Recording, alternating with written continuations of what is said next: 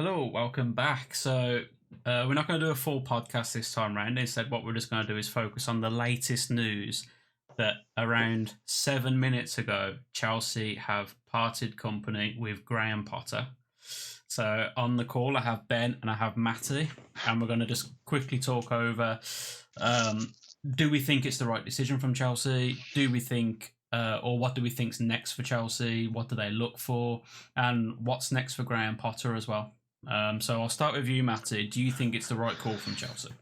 From the current performances, yeah, I don't know how you can keep him in charge of a club like Chelsea, sitting 11th or 12th in the Premier League after coming off the back of a Champions League win with Tuchel, top 4 Premier League last season, and now they're sitting 12th with 8 or 9 games to go.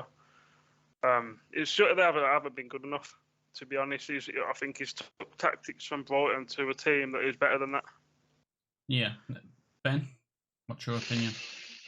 The thing is, I mean, what's the expectation these days? So you come in and you instantly give success, which is fairly rare these days. Let's face it. You know, Arteta's proven that at Arsenal.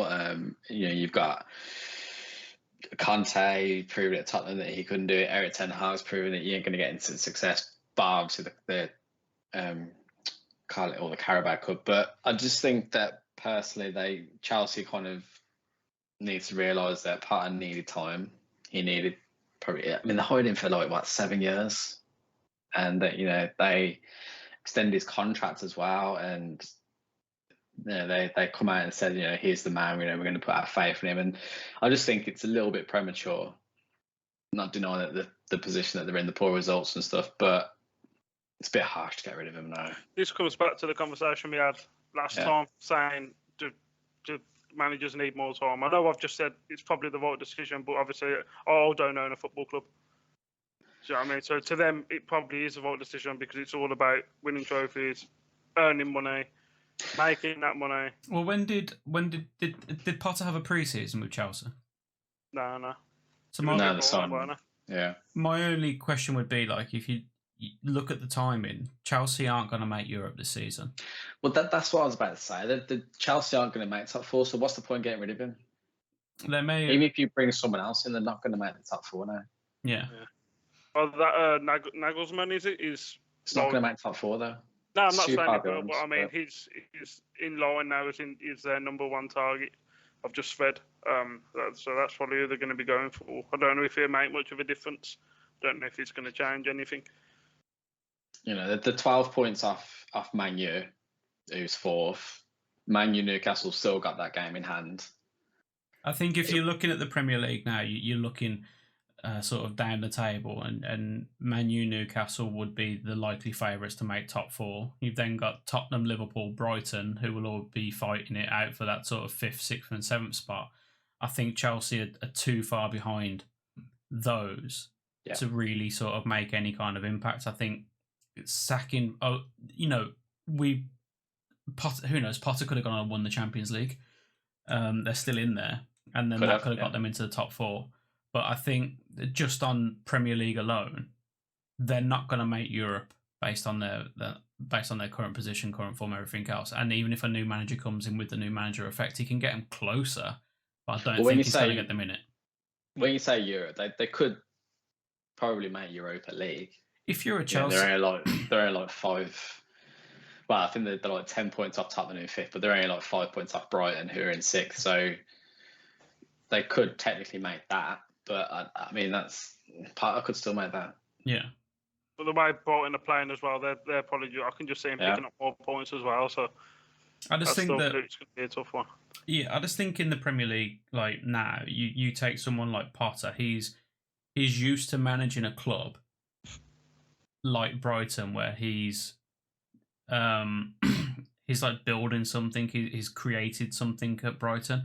I think tactically at Brighton, the way that he approached each and every single game, like he was really good. He probably was at one point like one of the best managers in the league in terms of just the way that he approached each game with different tactics, different ideas, and he knew how to sort of play against teams. Put him into the Chelsea team and say, you've got 6 months. Like what? That's what I mean. Like what was they expecting from him? I don't know if the signings that they've made, from what I've heard, he didn't really have much of a say in a lot of them. The owner just went out and bought players. So has he had enough time to be able to do what he wanted to do at Chelsea? Which I don't think the answer is yes. I never had enough time to. I think it was a big. He just went straight into the deep end. He's come from Brighton, doing really well, to a massive club like Chelsea who've got history, trophies, and he's been through in the deep end. Like I said, he's had calls made for him in transfers. So technically, it's not his squad, is it really? No, I don't think so. You know what I mean? It's not the players that he would buy to fit the style of play that he does. Yeah. So I suppose then the next question that we'll look at is what's next for Chelsea? Who, we've mentioned who was it? Nagelsmann from Bayern Munich. I think there's also Brendan, big Brendan Rodgers going there. Yeah, he's floating around, isn't it? I think one of the questions I would ask is, you look at Chelsea and you look historically at how fast their manager turnaround is.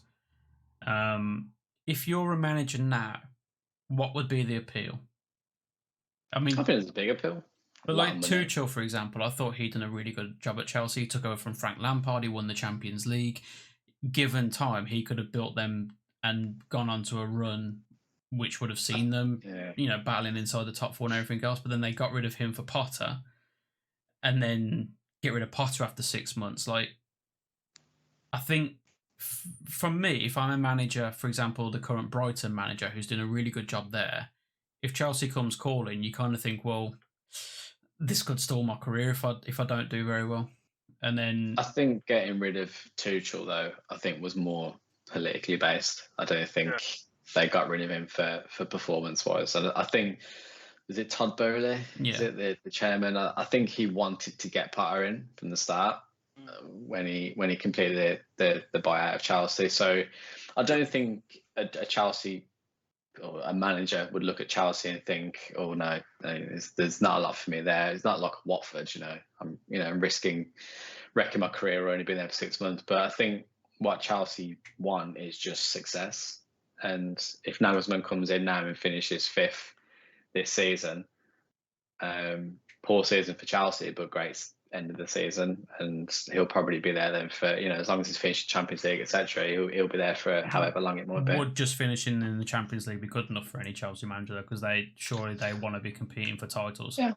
Well, for this season, it's going to have to be. For this season, yeah. But then you look at next season, I think any Chelsea fan would have an argument to say, well, we should be doing what Newcastle are doing. We should be building our team now to gear up for title challenges. But Chelsea should be. Chelsea have been there, though, and done that, haven't they? The players that Chelsea have got, the players that Chelsea have got, they should be challenging for the top 3 or 2. Yeah. And realistically, over the past sort of however many years it's been with Man City coming into dominance, it should have been, in my opinion, Chelsea and Man City being the 2 teams battling it out. I think Liverpool having their spot as the second team to Man City, it was almost like, obviously credit to Klopp and the brilliant job he's done there, but in terms of financial backing, it should have been Man City, Chelsea battling out with each other for the top 2 teams in England, and we should have seen like the Arsenal Man United era repeated with Man City, Chelsea. So what's gone wrong for Chelsea? Why haven't they been able to consistently bring in a manager and consistently compete at the top? They've had Mourinho, they've had Conte, they've had some brilliant managers over the years, but they just don't seem to last. Well, they won it. Both of them won the Premier League with Chelsea. So there's obviously nothing to do with them, but it could be anything. It could be the fact that the actual manager wants to go. Conte probably done his job there and thought, I'm going to... Where did he go? Inter after, was it? Or something? Yeah, went to Inter. And decided in that sense. But I don't think any manager would come away from there and say Roman Abramovich couldn't work with him. And he didn't go sweat when he because he supported Chelsea all the way through with all the managers. He's brought them to a lot of success. And I think Todd Bowley's got, maybe he's just leading him with his wallet, and he's got some realistic perception that I'm going to put all this money in, and we've got a decent manager in Potter because he's doing well at Brighton. With these players, he's going to win it.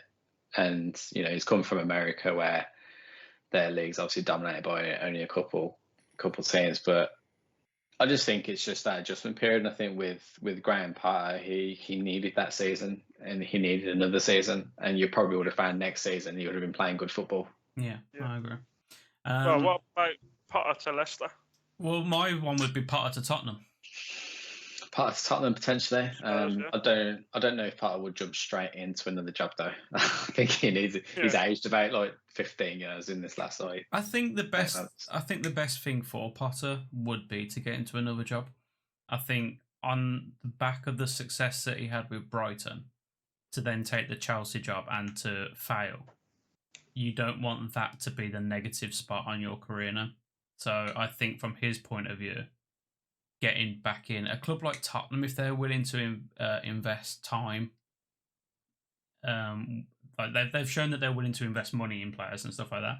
But if they're willing to give Potter a bit of time, I think that he could create a good squad at Tottenham. I think Tottenham and him would actually be a good fit. Would fans want him though? That's open for debate. I suppose the other one would be, well, obviously, we had the debate the other day about the England setup. Would Potter be a great shout for the England manager? You could say, but you don't know if and when Southgate's going to go. Well, if you're the FA, you see Potter's available. They ain't going to sack Southgate. I think he deserves. Yeah, I think he deserves that another tournament. Maybe they were kind of secretly hoping that he did walk away after the World Cup, but yeah, I don't think. If Potter turns now and says I'm going to have a bit of time away, then yeah, potentially, because it could be available next year. But yeah. So, final question then: what do you see happening now with Potter? Do you see him taking a break? Do you see him getting back into management? If he gets back into management, what kind of club do you see him going to? Because obviously, from Brighton to Chelsea was a massive leap up. Do you see him lowering that a little bit and maybe settling for a team similar to the level that Brighton were at, or do you see him chasing another top job? I think he's probably not got a CV for a top 4 team. Not saying he's not good enough to manage a top 4 team, but and I say top 4, and I bring Tottenham into that scenario. But I think Potter might do well to maybe go abroad. Okay. For a year or two. He's a people manager. He motivates. He gets players happy. He's done amazing things at Brighton, which has been carried over now by De Zerbi. But I just think that with Tottenham, it would surprise me if he went to Tottenham now. I don't think it would necessarily be a bad move for him, but it would surprise me. But I think maybe going to the Bundesliga or maybe not Spain, I don't know. But I don't know. If I was him, I'd take a little bit of time now and just assess and reevaluate. Yeah. Matty? Yeah, I think he'll have some time off. I don't think he'll go abroad. I think he'll stay. I think he'll get offered jobs like through Spurs or Leicester or whoever, but I don't know if he'll take it, like Ben said. Coming from Brighton to Chelsea and then, sounds a bit harsh, but dropping down to Leicester or even just jumping ship to Spurs. Spurs are basically the same as Brighton at the moment. Yeah. I can't see him going to Leicester. I think Leicester might be a bit out of his depth. I don't know so much about out of his depth. I think the position that Leicester are in, I don't think he would want to take the reins. Yeah. Especially given the fact that there's a realistic chance that they could get relegated. I think, clubs nowadays, if you want to be a top manager, to go to a top job like Chelsea and then last in that for however long he lasted, like 6 months or however long it was, to then go to Leicester, and then if Leicester get relegated on top of that, you're then thinking, okay, well, my potential as a top manager now is pretty much gone. He has to work from the ground up all the way over again. Yeah. I think there's probably a realistic shout that he would just say, okay, I'll take the rest of the season and not do anything, and then see what happens over the summer. Probably the best shout, really. There's only, what, 9 games left. Probably the best shout just to be like, well, call it a day, go and have an extra long holiday with the family. Yeah. Come back to start the season and just have your phone on you, because it will get a call. He will get asked to come back into management. It ain't going to be the last time you'll see Potter. Oh, no, I think... Yeah. I think he'd be better to stay until the last sort of couple of games of the season and then maybe jump into a team. Yeah. Ready for next year. Yeah, have a whole sort of pre-season, summer transfer window. But, I mean, he is now the 12th manager to get sacked this season in the Premier League. It's definitely a lot of managers. Yep. More than half the table, right? So, okay. So that's our reaction to Graham Potter losing his job. Let us know in the comments if you think it was the right decision, if you think he deserved more time. And if you're a Chelsea fan, let us know what your opinions of Graham Potter were in the comments as well. If you like the video, drop a like. If you enjoy what we're doing, subscribe so you can get notified when we're uploading. And we'll be back with the live stream of the Everton versus Tottenham game tomorrow. All right. Thank you guys for joining. See you later. Bye. Take care.